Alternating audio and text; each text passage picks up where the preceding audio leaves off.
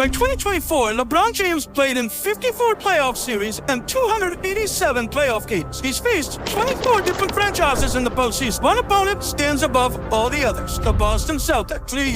Above the bar. We didn't feel the bomb and we didn't think that he can beat all five of us. LeBron played the Celtics in 41 playoff games over 7 different series, and some of his most legendary moments happened in the TD Garden.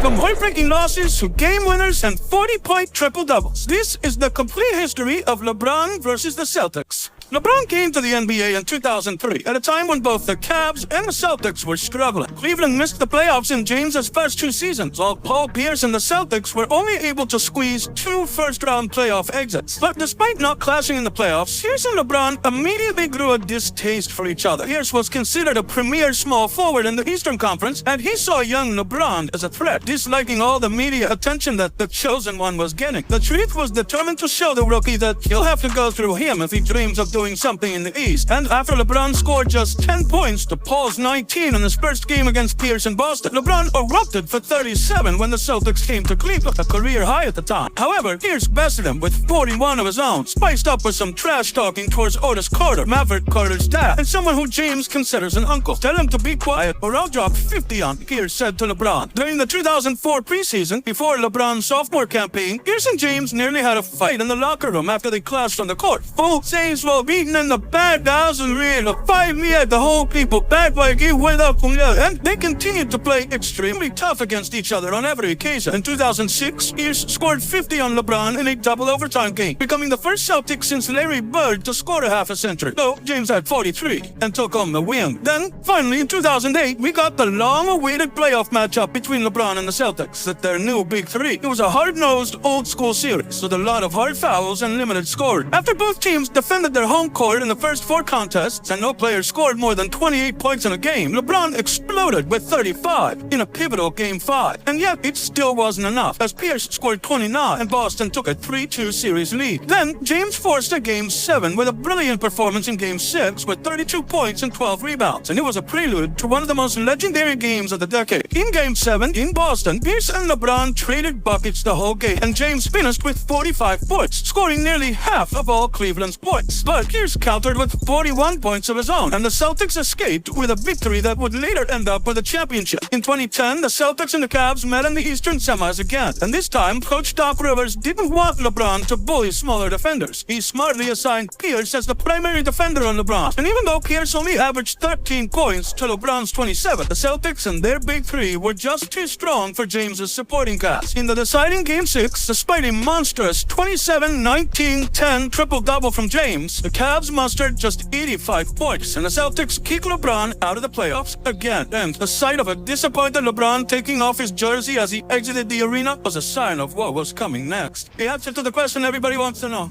LeBron, what's your to say? In this fall, man, I'm very tough.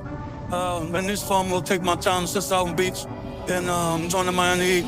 In his first playoff series as a member of the Heat, the basketball gods took LeBron to Boston once again. But this time, with Wade and Bosh by his side, the King finally had the help he needed, and the Heat stopped the Celtics in 5 games. It seemed like LeBron had finally solved the Celtics puzzle forever, and that Pierce, Garnett, and Allen would never bother him in the playoffs again. However, after he lost the 2011 finals to Dallas in the very next season, LeBron was on the brink of another disappointing playoff loss to the Celtics. In the 2012 Eastern Conference Finals, Boston took a 3-2 series lead, fueled by Pierce's clutch 3 over LeBron that deciding Game 5. The naysayers, led by Skip Bayless, had already written off LeBron, saying that he's missing the killer instinct and that he could never be compared to Jordan. LeBron James rise from the shot again! And then, staring into the abyss of another embarrassing playoff loss to his biggest nemesis, LeBron delivered the best performance of his life. For the first time ever, LeBron was not looking to pass the ball. Instead, he kept hitting shot after shot, dismantling the Celtics' 4 All-Stars with 45 points, 15 rebounds, and 5 assists, as he single-handedly blew out the Celtics on their home floor. But he wasn't done yet, because he followed it up with 31 points and 12 rebounds in Game 7 and closed out the series. LeBron finally shut up all the critics and put the final nail in the coffin of the Celtics' Big Three. 2 NBA titles and 3 NBA finals later, James returned home to fulfill his dream of bringing a championship to Cleveland. And in his first season back, LeBron and the Cavs faced another playoff clash against his old foes from Boston. But this time around, the Celtics had no no real championship aspiration and were lucky just to make the playoffs. The Cavs made it look easy with a series sweep, and James averaged 27, 9, and 6 in 4 games. However, thanks to the trade fiasco of Billy King and the Nets, the Celtics were able to draft Jaylen Brown in 2016, and then Jason Tatum a year later. Despite the departure of their big four, Boston was quickly in contention again, led by all-star Isaiah Thomas. In 2017, the Celtics were the #1 seed in the Eastern Conference and were gearing up to challenge the Kings' supreme reign in the East. And just like everybody predicted, Boston and Cleveland met in the conference finals. And this time, the Celtics proved to be a much tougher opponent. After 3 games, the score was 2-1 in favor of the Cavs, and the Boston crowd believed their young team could beat LeBron once again. However, James, Kyrie, and Love quickly killed those hopes with 2 blowout wins and another trip to the finals against Golden State. In 2018, Boston and Cleveland made a blockbuster trade that sent Kyrie Irving to the Celtics, and Isaiah Thomas became a Cavalier. Boston also made a big splash in the offseason by signing Gordon Hayward, and they suddenly looked more stacked than Cleveland. The NBA matchmakers put the Celtics and the Cavs to play in the season opener in a game that will never be remembered for the final score, but for the brutal injury of Gordon Hayward. After Hayward was ruled out for the season, the Celtics' title hopes dropped significantly. And then, in April 2018, another disaster.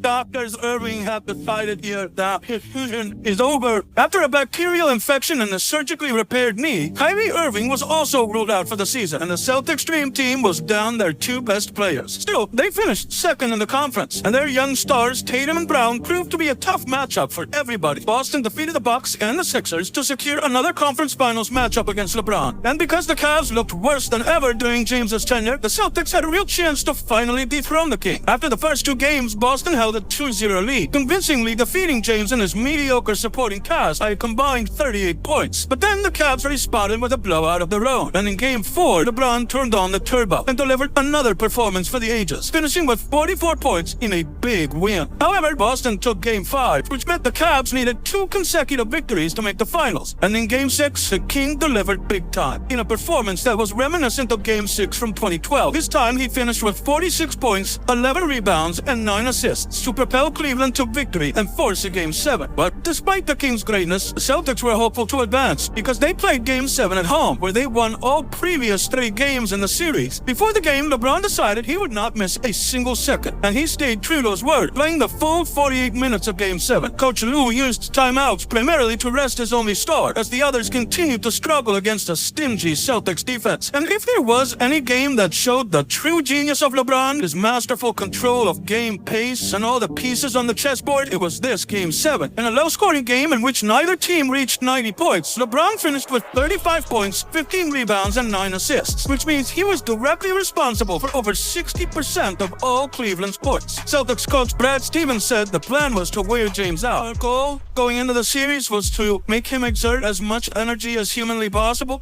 For the most part, I thought we were pretty good at that, but he still scored 35. It's a joke. LeBron led the Cavs to an improbable victory on the road and his 8th consecutive trip to the NBA Final, improving his playoff record against the Celtics to 5-2. Overall, against his most frequent opponent, LeBron has a 25-16 record in the postseason, with averages of 29.6 points, 8.5 rebounds, and 6.3 assists. Out of the 29 career playoff games in which he scored 40-plus points, 5 came against the Celtics, and 4 of those happened in TD Garden. If Reggie Miller was dubbed the Knicks killer, then LeBron can be called the Celtics killer, and it's no wonder that it's his favorite city to play in. And who knows, if the Celtics and the Lakers make the 2025 finals, maybe we're in for round number 8 between the Celtics and the Celtics killer. If you like this video, subscribe to Nonstop and watch some more great basketball content.